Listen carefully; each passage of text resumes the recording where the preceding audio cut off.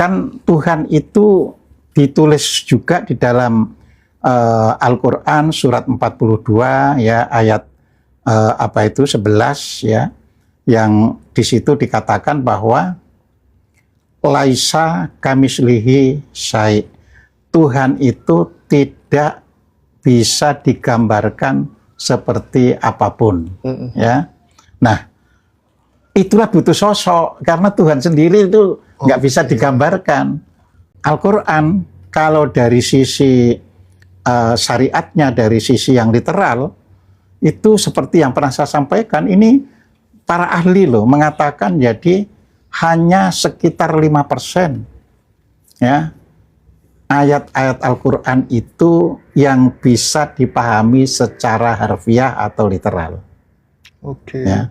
Yang 95% perlu menggunakan penafsiran, pentakwilan.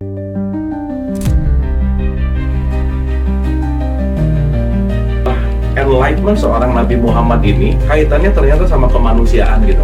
Nah, perjalanan cerita itu sampai di dunia dewasanya itu udah masuk pelajaran filsafat, Indra. Spektrum ateis itu beda, dari mulai ateis yang paling santai sampai ateis yang paling radikal juga ada.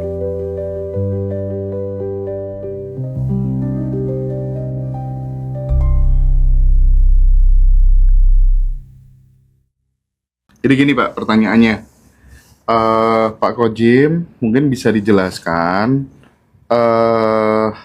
asal-usul kitab suci Al-Quran itu gimana ya Pak? Sang pencipta kan butuh perantara untuk menunjukkan dirinya seperti apa. Aku rasa nggak mungkin kitab suci itu tiba-tiba langsung jadi bentuk visual. Itu artinya butuh manusia untuk menuliskan yang dinamakan kitab suci itu. Lalu siapa yang menuliskan isi kitab suci itu?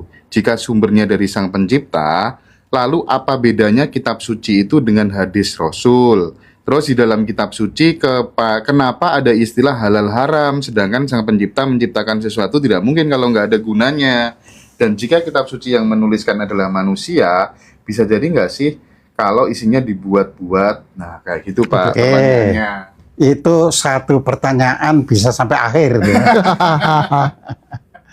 Jadi gini, kalau orang melihat kitab suci, maka kita harus melihat dari sisi mana?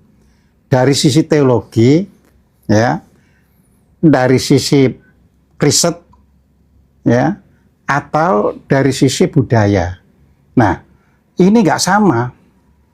Makanya kalau saya misalnya ngomong ya kitab suci dari Tuhan itu dari sisi teologi, ya. Jadi sekarang saya breakdown satu persatu, ya. Dari sisi teologi dulu, ya. Karena setiap agama itu memiliki sisi teologinya, dan yang bisa membuat agama itu tersebar itu bukan karena hakikatnya, tapi karena dari sisi teologinya. Nah, ini yang harus kita pahami.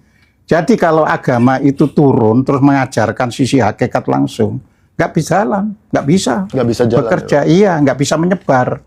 Ya, jadi itu dari sisi teologinya. Nah, sisi teologi itu untuk membangun komunitas, ya, artinya membangun kelompok, membangun kaum, golongan-golongan, ya. Nah, baik golongan kaum atau apapun namanya itu akan nanti digunakan untuk negara, untuk membangun pemerintahan. Nah, dari situ. Jadi kalau dari sisi teologis ya teman-teman sudah tahu semuanya bahwa Nabi ya kan di Gua Hiro, ya, dan Nabi di Gua Hiro itu lama sekali. Jadi kalau menurut beberapa kalangan kan mengatakan ketika umur 36 tahun, Nabi itu mulai rajin untuk pergi ke Gua Hiro untuk tahanus. Tahanus itu artinya melakukan perenungan, ya. Nah, lamanya itu 40 hari di Gua Hiro itu, ya. Kemudian ketika pada tahun ke-6 dan itu usia Rasulullah masuk usia 40 tahun, nah disitulah baru datang sosok. Ya, ini teologi. Ya. Sosok ini pun tidak pernah diketahui selama Nabi itu 13 tahun di Mekah. Karena sosok yang disebut Jibril itu baru ya disampaikan kepada Nabi itu pada tahun ke-6 Hijriah. Jadi artinya sudah di Madinah tahun ke-6 ya. Jadi kalau namanya Makiyah ya nggak ada yang namanya Jibril itu ya. Nah, jadi kalau malaikat ada, tapi malaikatnya khusus Jibril itu nggak ada. Ini teologi gitu loh. Nah, teologi itu memang selalu apa ya, untuk meyakinkan sehingga menerabas jalan yang harus di setapak demi setapak dilewati. Karena orang harus disuruh percaya begitu saja. Ini teologi ya. Nah, misalnya ya, dari Gua Hiro terus dapat wahyu yang namanya Iqra, ya kan? Nah, dari sisi teologi, Iqra pun dipahami bertahap. Ya, ada Iqra itu dipahami membaca, ya, membaca secara pokoknya seperti saya membaca surat kabar seperti itu.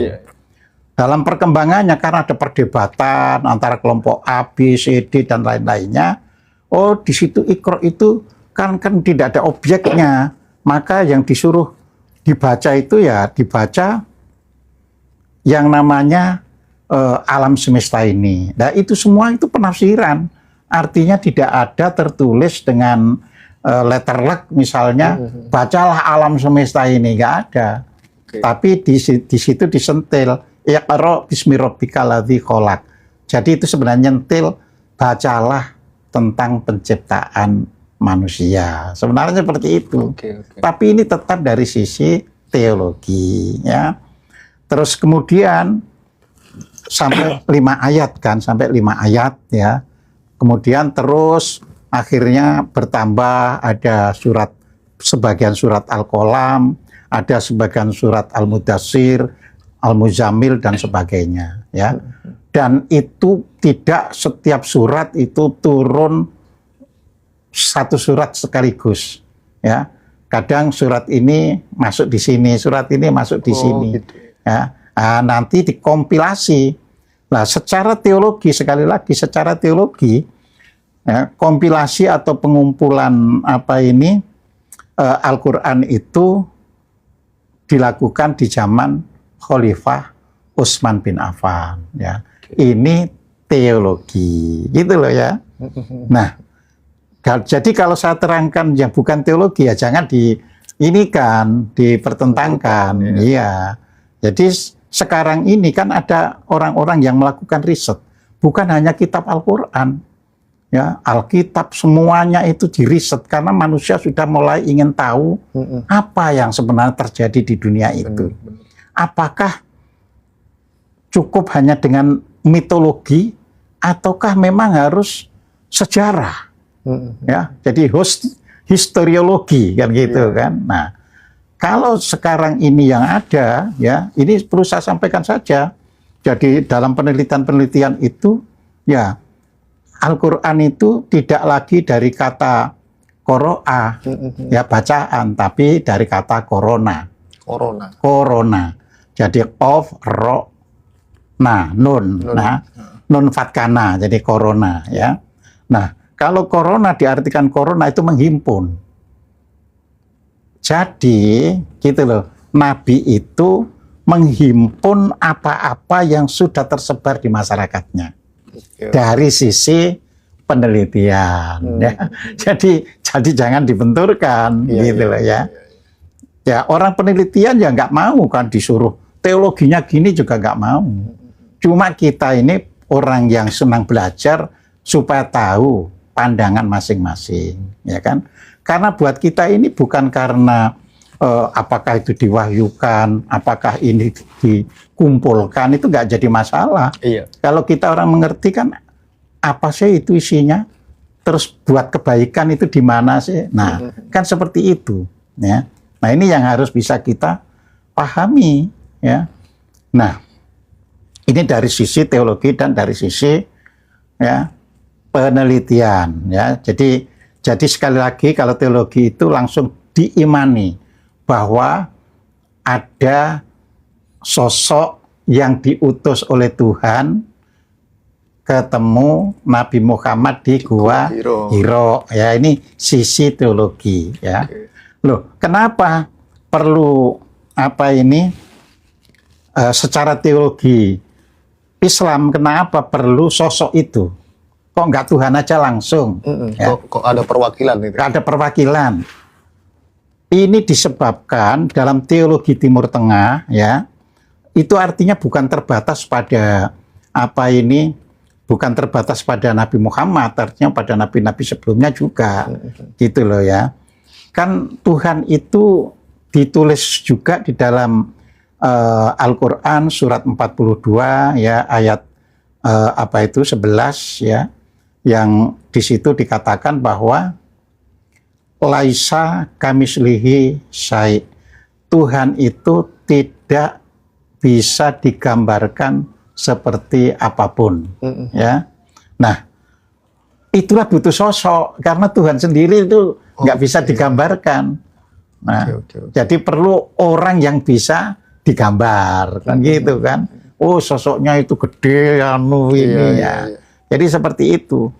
Ya, kemudian dalam surat Al-An'am surat 106 ya, di situ surat 6 ayat 106 ya, itu di situ dikatakan bahwa Tuhan itu melihat segala sesuatunya tapi dia tidak terlihat oleh segala penglihatan.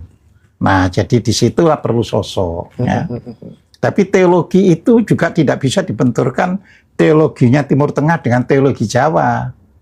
Ya, tidak bisa dibenturkan ya. Ini sesuatu yang beda ya. Beda ya. Ini kan pertanyaannya kan Al-Qur'an berarti Arab. Iya. Ya, jadi teologi Arab itu memang memerlukan sosok. Mengapa?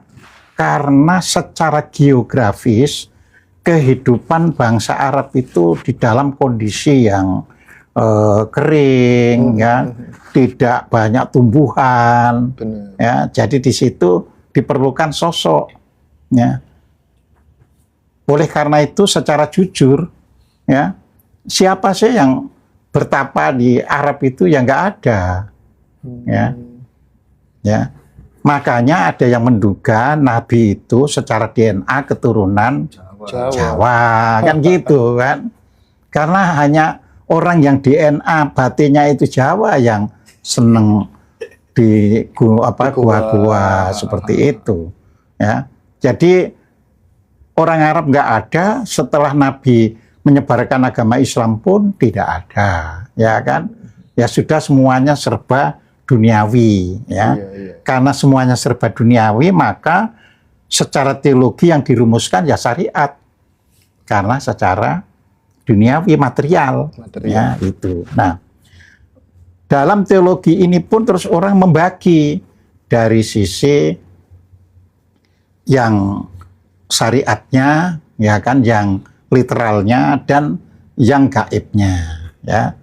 Jadi oleh karena itu Al-Qur'an kalau dari sisi syariatnya, dari sisi yang literal itu seperti yang pernah saya sampaikan, ini para ahli loh mengatakan jadi hanya sekitar 5% ya ayat-ayat Al-Qur'an itu yang bisa dipahami secara harfiah atau literal. Oke. Ya. Yang 95% perlu menggunakan penafsiran, pentakwilan, ya. Nah, ini perlu. Nah, apa bedanya pentakwilan dan penafsiran? Nah, ini kita harus tahu juga. Kalau penafsiran itu satu ayat bisa ditafsirkan yang berbeda mungkin oleh 100 orang. Ya, aku nafsirkan begini, ini nafsirkan begini. Makanya tafsir itu tidak bisa diabsolutkan. Sayangnya kita yang beragama ini kan menganggap apa yang diajarkan oleh gurunya itu langsung diabsolutkan. Iya, benar banget. Ya, sehingga ya tabrakan dengan penafsiran orang lain, gitu kan. Nah, tafsir berbeda dengan takwil. Ya. Kalau takwil itu adalah ya sesuatu isyarat yang real, ya, dan jadi misalkan Nabi Yusuf ya. Nabi Yusuf itu kan mengatakan ketika raja itu bilang bermimpi ya 7 ekor sapi yang kurus menelan ya 7 ekor sapi yang gemuk, apa maknanya? Nah, Nabi Yusuf tidak menafsirkan tapi mentakwilkan ya. Ya, jadi takwil itu artinya menuju yang sebenarnya. Mendekati. Iya. Bukan, menuju yang sebenarnya. Ya. Jadi kalau mendekati itu tafsir. Tafsir ya. Iya. Ya sisi sini dekat tapi berbeda kan yang dekat dari sisi sini. Oke. Gitu loh ya. Nah, Nabi Yusuf mengatakan, oh itu akan terjadi ya musim kering ya 7 musim kering yang akan menghabiskan segala produksi yang diperoleh selama 7 musim yang subur itu. Oke. Ya, maka kalian harus mulai bisa menyimpan produk itu, jangan diboros-boroskan. Dan itu terjadi, gitu loh. Itu takwil. Nah, yang di masyarakat ini kan pada umumnya kan yang tafsir. Ya, bukan yang takwil. Ya. Jadi seperti itu. Jadi Nabi Yusuf juga mentakwilkan orang yang dipenjara bersama dia. Ya, oh kamu begini. Ya mimpinya begini tapi ditakwilkan begini dan betul kan takwilnya kan oh kamu bakal dipecat. Ya dipecat. Ya, jadi di situ. Jadi bukan mimpinya dia dipecat terus dipecat, tidak. Mimpinya A tapi Nabi Yusuf bisa mengatakan bahwa mimpi itu Anda akan dipecat. Ya. Nah yang lainnya, mimpi juga dijawab, mimpimu itu Anda akan tetap diangkat sebagai pegawai. Ya. Nah ini takwil. Ya. Nah di dalam beberapa ayat yang paling mudah dicari itu adalah surat Ar-Rum, surat 30 ayat 58. Di situ dinyatakan bahwa di dalam Al-Quran itu ya diberikan tiap-tiap perumpamaan bagi segala sesuatu. Oke. Ya, artinya di Al-Quran diberikan tiap-tiap perumpamaan. Makanya ada orang yang menyatakan bahwa kalau memang Al-Quran ya 100% mutasabihat. Karena di situ diberikan tiap-tiap perumpamaan segala sesuatu. Ya. Jadi semua mutasabihat. Oleh karena semua mutasabihat itu, kalimat tauhid la ilaha illallah pun tetap dipahami berbeda dengan orang yang secara harfiah gitu loh. Ya. Jadi nggak ada ayat yang tidak bisa dimaknai di baliknya. Ya. Jadi di situ. Nah, Al-Quran juga bisa dipahami, jadi bukan ditafsirkan, tapi dipahami sebagai bentuk-bentuk yang berbeda. Tapi kalau ditarik ke hakikatnya sebenarnya sama. Contohnya langit. Iya. Ya, langit itu kan dalam bahasa Arabnya itu sama'a. Jadi sin, mim, hamzah ya. Kalau orang menerjemahkan kan itu tinggi, sesuatu yang di atas ya. Makanya cetakan kita ini di atas lidah kita itu kan ada namanya langit-langit ya kan. Nah, mengapa orang di antara pelaku ya meditasi itu ada yang Menekuk. Ya, menekuk atau melipat lidahnya itu Ke atas, nempel ya. nempel di langit-langitnya itu tujuannya supaya siklus energi itu tidak pernah keluar dari tubuhnya. Oh, ditutup gitu ya. Iya. Jadi seperti itu gitu loh ya. Jadi ini semua adalah proses. Nah, Al-Quran bisa dilihat dari sisi hikmahnya. Ya, jadi namanya hikmahnya itu ya udahlah bunyinya apa saya nggak perlu hafal, tapi saya tahu ini maksudnya untuk ini. Nah itu berarti hikmahnya, ya. Oke. Dan di dalam surat Al-Baqarah sendiri, dalam surat 269 juga dikatakan bahwa barang siapa diberi hikmah, maka sesungguhnya ia diberi kebajikan yang besar, ya. Jadi nanti bisa membaca Al-Quran itu ngambil hikmahnya saja. Jadi tidak perlu hafal ayatnya, karena hafal ayat itu tidak menolong kita untuk hidup lebih baik. Iya, iya. Ya. Sekarang malah kebalikannya, Pak. Nah, Tahu bacaannya, hafal Iya. Al-Qur'annya, tapi hikmahnya nggak dapat itu. ya hikmahnya nggak dapat, misalnya hanya dipakai untuk menghantam orang, menyesatkan orang dan sebagainya. Padahal bukan begitu, gitu loh ya. Nah, jadi disinilah kita harus bisa memahami. Ya, jadi hikmah, jadi satu tadi mengandung ya yang literal dan yang perumpamaan atau mutasabihat. Oke. Nah, secara umum yang mutasabihat itu dikatakan 95% dari ayat Al-Quran dan hanya 5% dari yang qot'i, ya.